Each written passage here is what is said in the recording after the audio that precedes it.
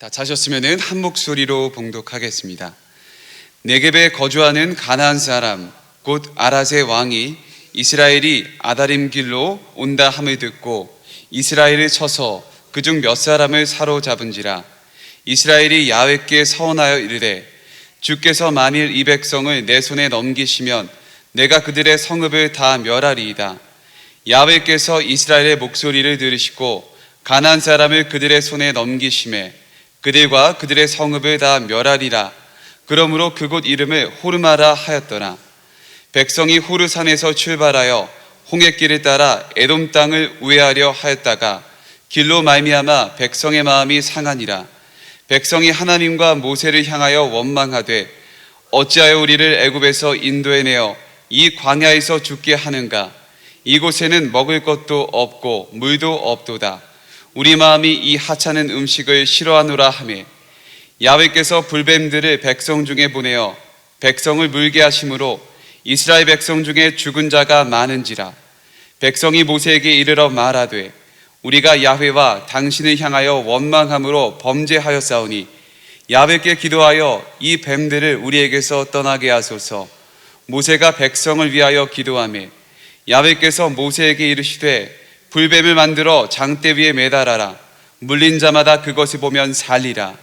모세가 놋뱀을 만들어 장대 위에 다니 뱀에게 물린 자가 놋뱀을 쳐다본 즉 모두 살더라. 아멘. 네, 저는 오늘 함께 읽은 이 본문 말씀을 근거로 고난 가운데 우리가 반드시 붙잡아야 할 진리라는 제목으로 함께 은혜를 나누고자 합니다. 네, 어제 우리 교회에는 다음 세대 이음 예배 또 행사가 있었죠, 그렇죠? 우리 함께 참석해 주신 성도님들, 또 정말 준비해 주신 우리 스태프분들, 교육자님들 정말 한마음 한뜻으로 하나님께 우리의 정성을 올려드렸습니다. 하나님께서 우리의 모든 중심을 기쁘게 받으실 줄 믿습니다. 모든 예배와 행사가 진행되는 가운데 우리 성도님들의 마음 가운데 분명한 감동이 있었을 거예요. 저에게도 크고 작은 여러 가지의 감동이 생겨나더라고요. 여러 가지가 있었지만 저는 그 중에서 한 가지 특별하게 기억났던 것은 우리 담임 목사님으로부터 시작해서 그리고 그리고 이제 작은 이제 성도들에 이르기까지 우리 어린 아이들에게 이르기까지 같은 야구 복장을 입고 이제 설교 단상에 섰던 그 모습이 저는 오랫동안 기억에 남았습니다. 정말 우리가 하나라는 그 사실이 또 보여지는 것 같더라고요. 근데 저는 이제 그 야구 복장을 보면서 옛날 제가 대학 시절이 떠올랐어요. 대학교 때 제가 그 취미로 야구를 좀 많이 했었거든요. 학교 다니면 이제 교과서를 가져가야 되잖아요, 그렇죠? 저는 이제 가끔 이제 그 전공 서적들은 이제 잊어버리고 가도 이 야구공과 야구 글러브는 항상 챙겨갔습니다. 이 강의 시간에 그걸 이제 책상 위에 올려놓고 또 한쪽에서 열심히 필기하면서 이제 공부하였을 때마다 이제 교수님들께서 지나가시면서 이제 글러브를 쥐었다 높였다 쥐었다 높였다 하고 이제 가기도 했었어요. 이제 그런 장면들이 저에게 생각이 나더라고요. 근데 돌아보면 이제 제가 그 야구가 좋았던 이유는 야구는 생각해야 이길 수 있는 경기이기 때문이 아닐까 생각을 합니다. 물론 이제 어느 스포츠나 다 그런 것 같아요. 이제 기술도 있어야 되고 또 체력도 있어야 하겠지만은 특별히 야구는 이 생각을 해야지만이 이길 수 있는 경기다라는 생각이 듭니다. 왜냐하면 이 순간의 이 선택이 승패를 좌우할 때가 굉장히 많다라는 거예요. 여기 계신 우리 성도님들 다 야구 경기 한 번쯤 보셨죠, 그렇죠? 우리 TV 틀으면은 이제 얼마든지 볼 수 있는 것이 또 야구 경기입니다. 아마도 이제 가장 많이 이제 본 장면이 이제 투수가 이제 공을 던지고 그리고 타자가 이제 공을 때려내는 어떤 그런 대치 상황을 가장 많이 봤을 겁니다. 좀 어렸을 때 근데 투수가 그냥 굉장히 던지기 쉽게끔 가운데로 던지면은 그 타자가 기분 좋게 그것을 치고 일루로 진루하고 뭐 그러는 게임인 줄 알았어요. 근데 제가 생각했던 것과 정반대더라고요. 투수는 어떻게 해서든지 타자가 치지 못하도록 던지는 것이 투수의 역할이었고요. 타자는 그런 투수의 심리를 잘 읽어내서 어떻게 해서든지 안타를 만들어내는 것이 그게 타자의 역할이더라고요.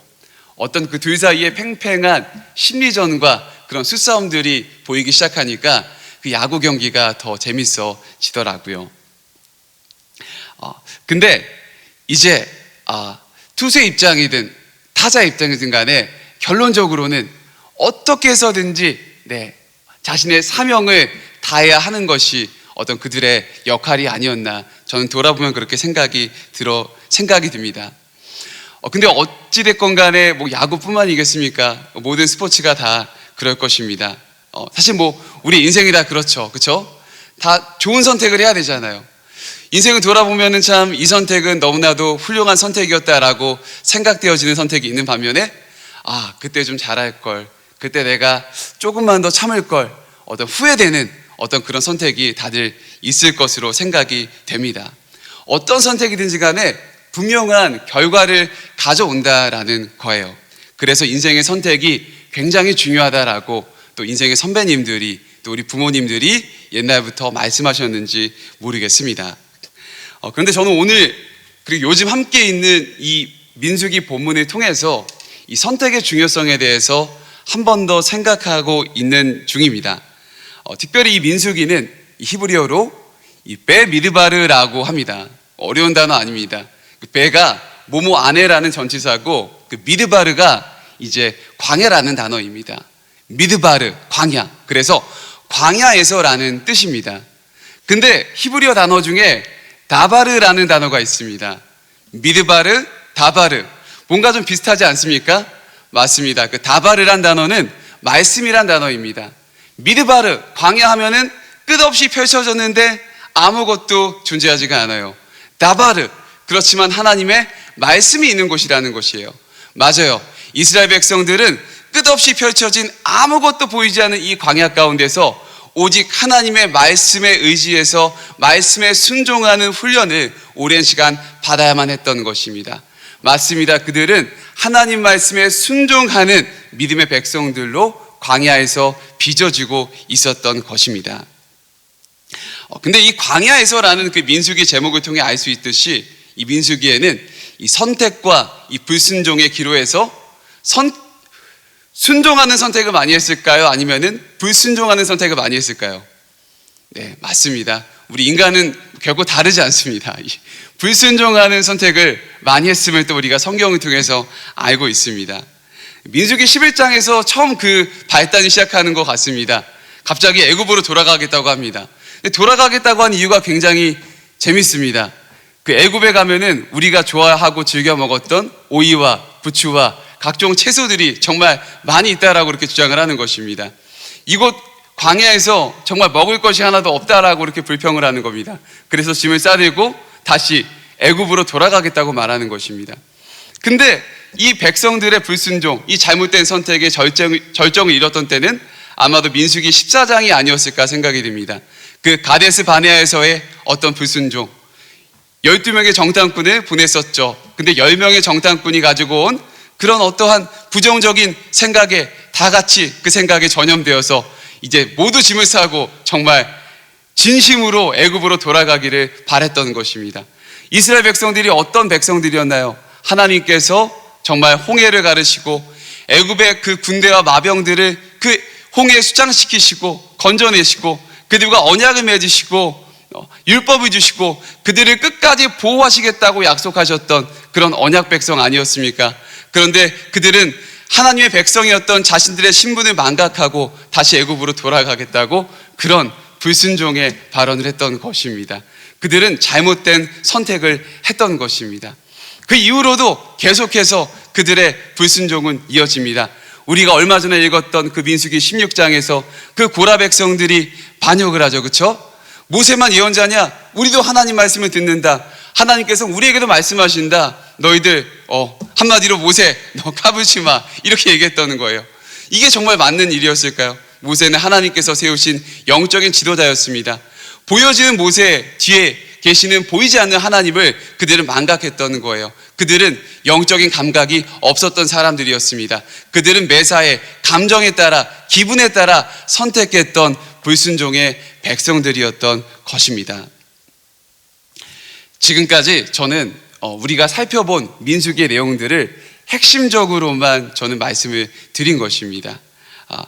이 말씀들을 통해서 우리가 알 수 있는 것은 순간의 선택이 하나님을 기쁘시게도 하지만 또 순간의 불순종이 하나님의 마음을 아프시게도 한다라는 것입니다. 그 순종을 통해서 우리는 생명의 자리로 나아갈 수도 있지만 또 불순종을 통해서 우리는 파멸로 나아갈 수도 있다라는 것을 우리가 함께 배우고 있는 것입니다.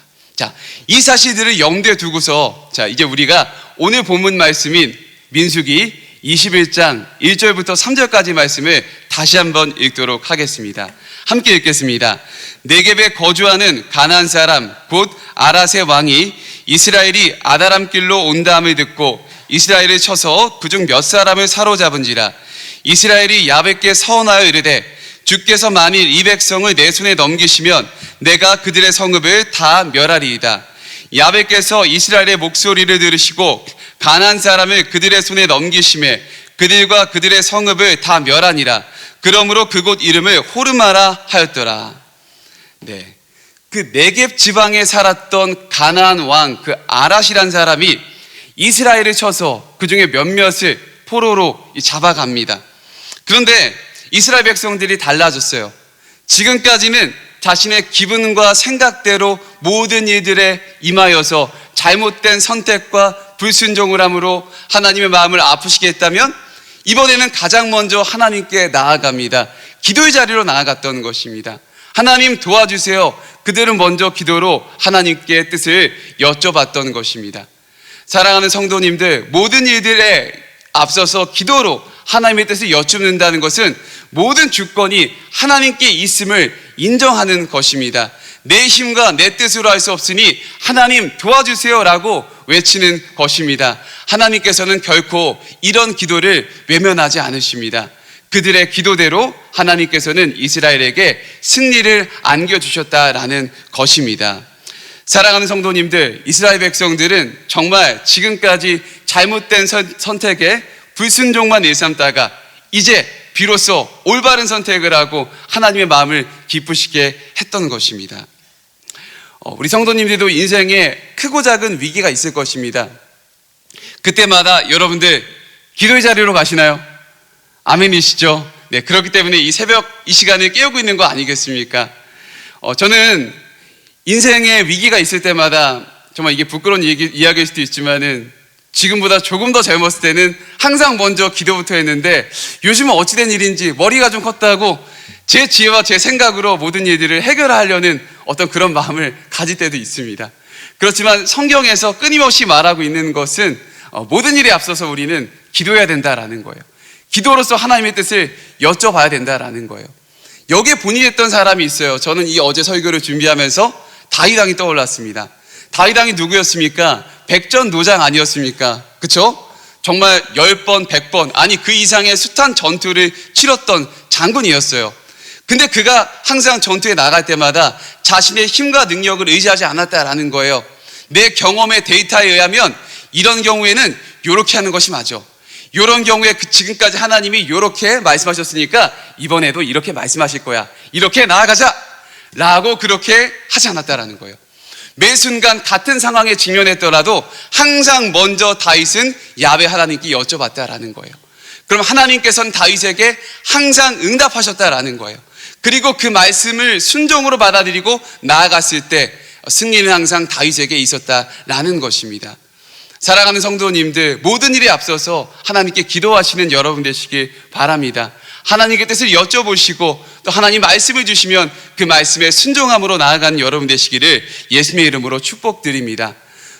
오늘 살아가는 데 있어서 정말 똑같은 환경을 만날 수도 있고 똑같은 사람들을 만날 수 있습니다.